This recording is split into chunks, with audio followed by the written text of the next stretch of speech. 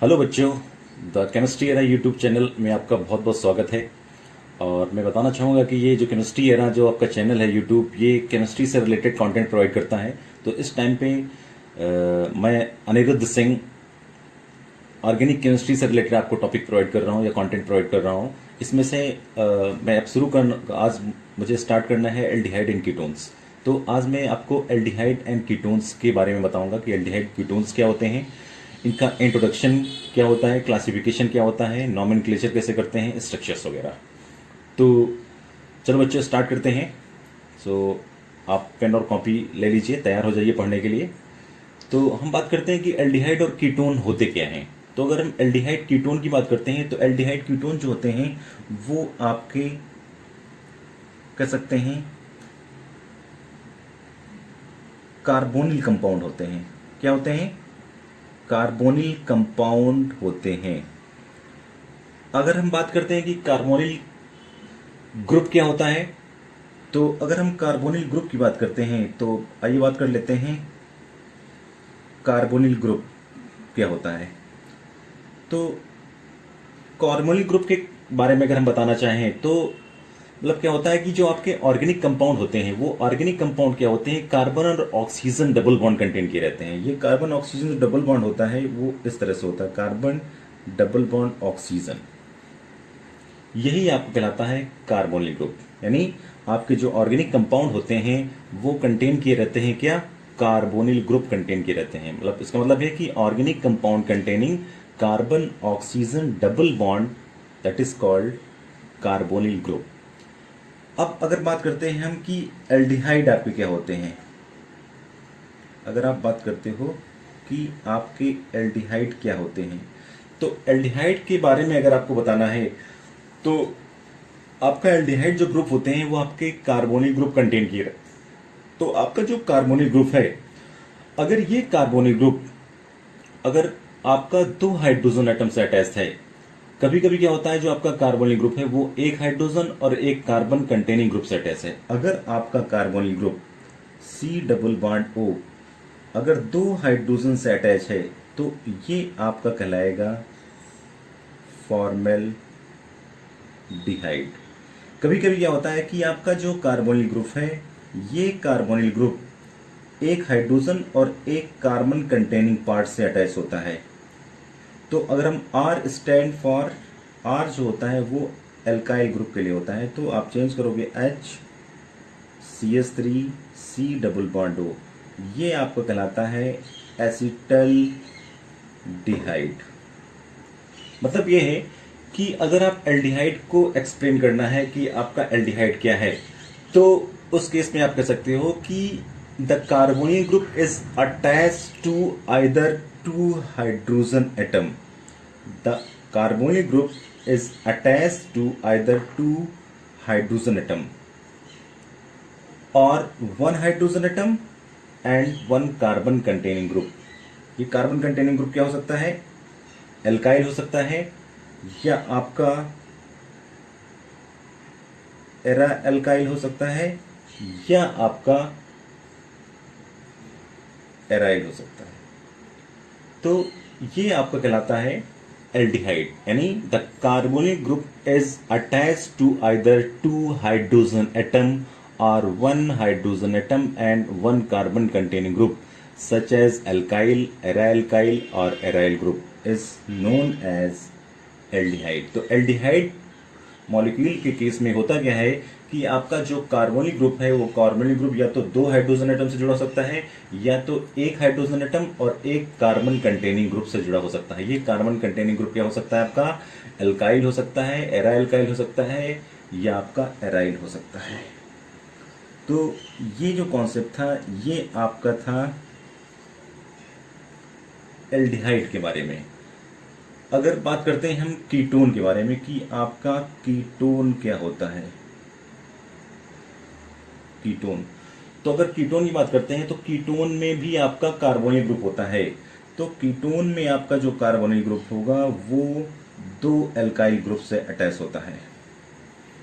So the carbonyl group is attached to two carbon containing group which may be same और different.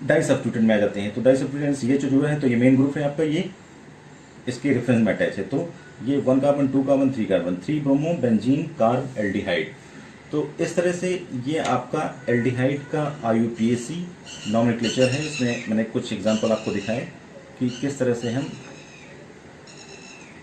Aldehyde के compounds का nomenclature करते हैं।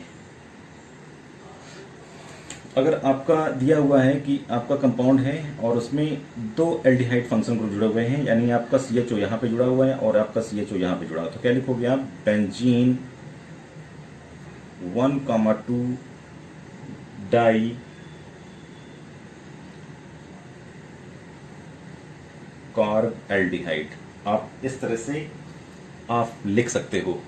इसके बाद कीटोन की बारी आती है। अगर आपका कीटोन है, ये आपका इस तरह से अगर कंपाउंड है तो इसमें क्या लिखोगे आप? और यहाँ पे आपका CH3 अटैच है तो 1 कार्बन 2 कार्बन 3 कार्बन लिखोगे आप। 3 मेथाइल पोजीशन दोगे आप 3 मेथाइल। इसके बाद आप जाओगे साइक्लो, क्योंकि ये साइक्लो कंपाउंड है, pentanone, pentane then one, pentanone. अगर आपका ये इस तरह से कंपाउंड है और आपका ये यहाँ पे डबल बॉन्ड है, मतलब कीटोनिक ग्रुप है आपका, और यहाँ पे आपका CH3 है, तो इसका नॉमेनक्लेचर कैसे लिखोगे आप? 1 कार्बन 2 कार्बन, यानी आप यहाँ पे लिखोगे 2 मिथाइल साइक्लो हेक्सेनोन। ये आपका साइक्लो हो जाएगा, हेक्सेन यानी आपके 6 कार्बन हो गए, और ओन, साइक्लो हेक्सेनोन। तो ये आपका कीटोन के कुछ एग्जांपल हैं। मैं और कुछ एग्जांपल आपको दिखाने जा रहा हूँ। जो जैसे आपका लिखा हुआ है, ये इस तरह से दिया हुआ है C डबल बॉन्ड OCH3। अब इसको आपको कैसे लिखना है? तो इसमें आप क्या लिखोगे? 1 कार्बन 2 कार्बन, तो ये आप हो जाएगा 1 फेनाइल और एथेन, यानी ये हो जाएगा एथेनॉन 1। इसी तरह से जैसे आपका दिया हुआ है CH3 C double bond O CH2 C double bond O CH3। जैसे आपका ये कंपाउंड दिया हुआ है, इसका नॉमेनक्लेचर लिखना है, तो क्या लिखोगे आप? किधर से आप काउंट कर लो? 1 carbon 2 carbon 3 carbon 4 carbon 5 carbon, यानी आप लिखोगे पेंटेन 2,4 डाईओन, क्योंकि आपका 2 कीटोनिक ग्रुप इसमें जुड़ा हुआ है आपका। इसके बाद आपका जैसे दिया हुआ है, ये कंपाउंड आपका है, दिया है यहाँ पे आपका CH2 C double bond OCH3, तो आपका 1 कार्बन 2 कार्बन 3 कार्बन, तो ये आपका लिखोगे 1 फेनाइल, 3 कार्बन के लिए क्या लिखोगे आप? प्रोपेनॉन 2। इस तरह से जैसे आपका दिया हुआ है, ये इस तरह से लिखा है COCH2 CH3, तो कैसे लिखोगे आप इसका? 1 फेनाइल, 3 कार्बन के लिए आप क्या लिखोगे? प्रोपेनॉन 1। जैसे आपका दिया हुआ है COC6H5, इस तरह से दिया हुआ है, तो क्या लिखोगे इसको आप? डाईफेनाइल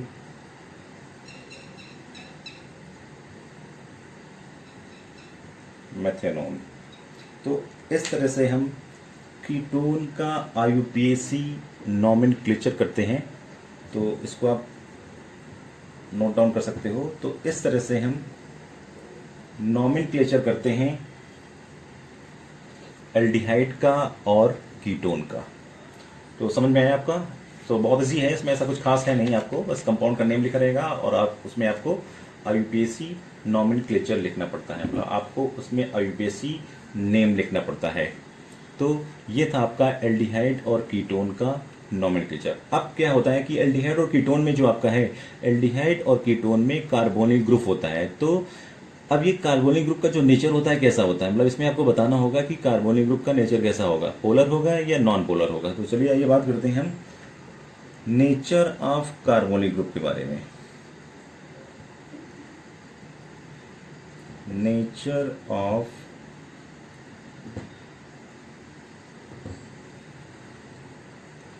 कार्बोनिक ग्रुप।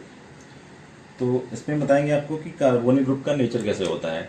तो जो पता होना चाहिए कि आपका जो कार्बन और ऑक्सीजन है, ये कार्बन और ऑक्सीजन दोनों डबल बॉन्ड से जुड़े होते हैं, और इसमें जो हाइब्रिडाइजेशन होता है वो sp2 हाइब्रिडाइजेशन होता है। इसमें एक सिग्मा बॉन्ड होता है और एक पाई बॉन्ड होता है।